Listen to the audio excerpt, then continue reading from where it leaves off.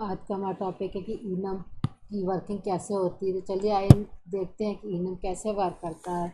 Enum का एक revision कर लेते हैं। सबसे पहले की वीडियोस में हम देख चुके हैं कि इनम क्या होता है। इनम की अगर हम बात करते हैं तो इनम कांस्टेंट वैल्यूज़ को कंटेन करता है।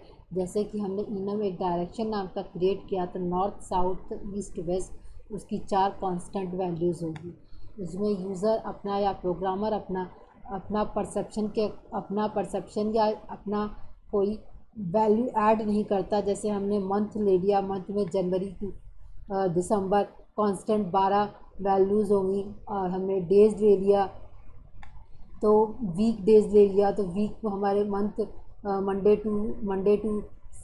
ट्यूसडे वेडनेसडे हमारे 7 डेज होंगे। ये सब फिक्स वैल्यूज़ हैं और इसमें यूज़र अपना कुछ अटैच नहीं कर सकता, तो हम इसे इनम का नाम देते हैं। तो चलिए आइए देखते हैं कि इनम कैसे वर्क करता है।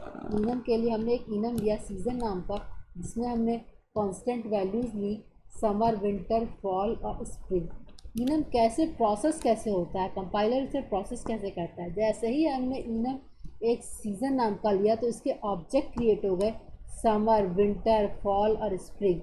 तो ये क्लास एक इनम जब जावा कंपाइलर जब प्रोसेस करता है इनम को, तो इनम के लिए क्लास क्रिएट कर देता है। तो एक क्लास क्रिएट हो गई सीज़न नाम की, और उस सीज़न नाम की क्लास में जो हमारी इनम के कांस्टेंट वैल्यूज़ थी वो ऑब्जेक्ट हो गए। तो ऑब्जेक्ट हमारे समर विंटर फॉल और स्प्रिंग हमारे ऑब्जेक्ट हो गए। ठीक, तो वही चीज़ है कि हमने क्या लिखा है कि इनम सीज़न है, इनम सीज़न नाम का है और इसके ऑब्जेक्ट समर विंटर फॉल और स्प्रिंग है। जावा कंपाइलर क्या करता है, इनम को क्लास में कन्वर्ट कर लेता है और तब प्रोसेस करता है। फिर क्या कहता है कि इनम की क्लास कन्वर्ट हुई है और ऑब्जेक्ट्स के क्या होते हैं, पब्लिक स्टैटिक फाइनल होते हैं। स्टैटिक से कहने का क्या मतलब है कि वो कांस्टेंट वैल्यूज़ होती हैं, जैसे समर विंटर फॉल स्प्रिंग, इसमें हम कुछ मॉडिफिकेशन नहीं कर सकते। तो स्टैटिक और फाइनल होती हैं जिसमें कि मॉडिफिकेशन ना किया जा सके, वो कांस्टेंट वैल्यूज़ होती हैं। अच्छा, फिर इसके बाद से क्या कहता है कि इसको हम एरे इंडेक्स की तरह लेके चलते हैं। एरे इंडेक्स से कहने का क्या मतलब है कि सीज़न ज़ीरो पे हमारा समर है, सीज़न 1 पे हमारा विंटर है, समर 2 पे हमारा फॉल है और सीज़न 3 पे हमारा स्प्रिंग है। कैसे कह रहा है कि सीज़न 0 पे समर, 1 पे विंटर, सीज़न 2 पे फॉल और सीज़न 3 पे स्प्रिंग। ठीक, तो ये हमारे एरे इंडेक्स की वैल्यूज़ की तरह इसे प्रोसेस करता है। किस तरीके से हमने क्या कहा, जावा कंपाइलर इनम को क्लास में कन्वर्ट किया सीज़न नाम की क्लास में, और इसने क्या कहा कि public static final int summer से कहने का क्या मतलब है, ये हम जैसे हम ऑब्जेक्ट्स क्रिएट करते हैं तो ये कांस्टेंट वैल्यूज़ को भी लेता है। जैसे हम समर एक ऑब्जेक्ट है तो वो ऑब्जेक्ट के थ्रू हम क्या करते हैं, डेटा मेंबर्स को कॉल करते हैं और मेथड्स को कॉल करते हैं। तो हम अगर हम समर 20 लिखेंगे तो ये समर ऑब्जेक्ट हो गया और 20 उसकी वैल्यू हो गई। तो समर के थ्रू हम 20 वैल्यू को एक्सेस कर सकते हैं। तो हमने क्या कहा, public static final int summer, और न्यू सीज़न से हम क्या करते थे, ऑब्जेक्ट क्रिएट करते थे। तो न्यू सीज़न लिखा, फिर पब्लिक स्टैटिक इंट विंटर, फिर न्यू सीज़न तो ऑब्जेक्ट क्रिएट हो गया। Public static final int fall, तो न्यू सीज़न से ऑब्जेक्ट क्रिएट हो गया। Public static final int spring, new season से ऑब्जेक्ट क्रिएट हो गया। तो ये 4 ऑब्जेक्ट क्रिएट हो गए और इन ऑब्जेक्ट के थ्रू हम मतलब समर विंटर फॉल के थ्रू हम डेटा मेंबर्स को भी कॉल कर सकते हैं। हमने पढ़ा था पिछले वीडियो में कि इनम डेटा मेंबर्स को और हमारे कंस्ट्रक्टर्स को और मेथड्स को और इन सब चीज़ों को कॉल किया जा सकता है इनम के ऑब्जेक्ट्स के थ्रू।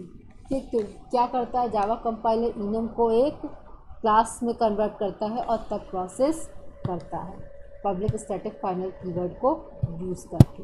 चलिए आइए एक चीज़ और देखते हैं, हम वैल्यू कि इनम की कांस्टेंट वैल्यूज़ को कैसे एक्सेस कर सकते हैं। कि जैसे अगर हमें डायरेक्शन नाम का कांस्टेंट वैल्यूज़ लिखा है नॉर्थ साउथ ईस्ट वेस्ट, तो उसको वैल्यूज़ नाम के एक मेथड से हम कॉल कर सकते हैं।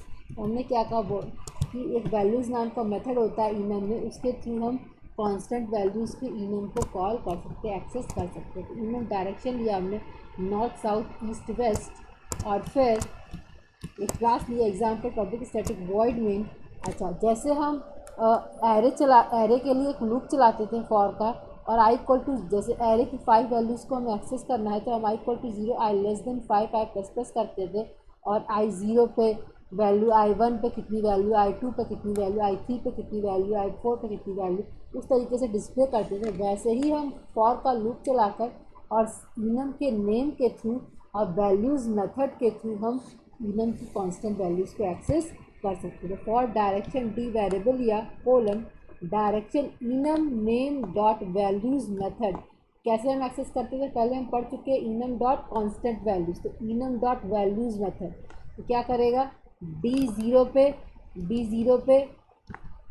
D0 पे नॉर्थ, D1 पे साउथ, D2 पे ईस्ट, D3 पे वेस्ट डिस्प्ले कर देगा। जैसे हम पहले के एग्जांपल लेते हैं, इंट एरे 10 20 30 40 को डिस्प्ले करना है तो हमने क्या कहा, फॉर इंट आई कोलन ए, तो आई 0 पे 10 डिस्प्ले करेगा, 1 पे 20 डिस्प्ले करेगा, 2 पे 30 और 4 पे 3 पे 0 1 2 3 पे 40 डिस्प्ले करेगा। कहने का क्या मतलब है, कैसे डिस्प्ले करेगा, 0 पे 10, 1 पे 20, 2 पे 30 और 3 पे 40 डिस्प्ले करेगा। तो हम क्या कहते हैं, डायरेक्शन डॉट वैल्यूज मतलब इनम डॉट वैल्यूज़ मेथड से हम एक्सेस कर सकते हैं कांस्टेंट वैल्यूज़ को। चलिए आइए इसको रन करा के देख लेते हैं। जावा सी एग्जाम्पल डॉट जावा एग्जाम्पल।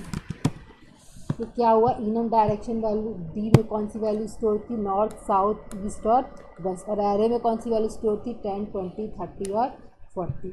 तो इस तरीके से हमारा इनम चलता है।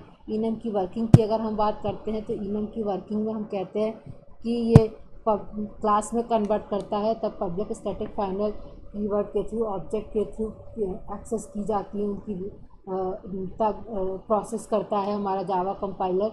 और वैसे ही direction dot enum name dot method मतलब वैल्यूज़ से हम कांस्टेंट वैल्यूज़ को एक्सेस कर सकते हैं इनम की। तो आगे हम और देखेंगे कि रन टाइम पे इनम की वैल्यूज़ को कैसे एक्सेस किया जा सकता है या इनपुट कैसे दे सकते हैं। फिर डेट और टाइम का मेथड पढ़ेंगे। आज के लिए बस इतना ही, धन्यवाद।